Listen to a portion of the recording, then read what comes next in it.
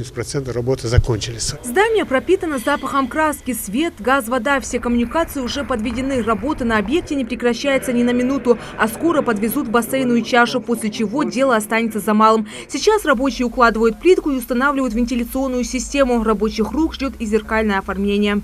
Половой, остальное все сделано. Только по частям делать потолки и все.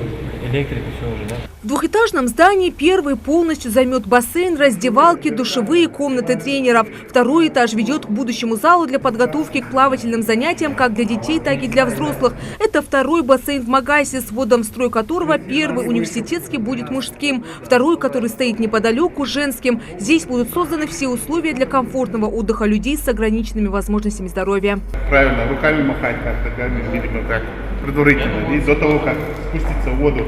500 бассейнов – масштабный партийный проект «Единой России», запущенный в 2011 году. Эта программа создает условия для занятий массовым общедоступным спортом в вузах. В республике при строительстве социальных объектов акцент делают на создании условий проведения отдыха и полезного досуга для всех без исключения. Касательно проектов, в рамках которых возводятся объекты, это инфраструктурные проекты, есть социальные проекты, в рамках которых популяризируется и духовно-нравственное воспитание, патриотическое воспитание, решение проблем маломобильных групп населения, как это называется в документации, то есть людей с ограниченными возможностями. Строительство бассейна доверили той же компании, что возводила и первый бассейн. Примерный срок сдачи этого объекта – конец августа. Завершение данного строительства планируется на вторую половину текущего года.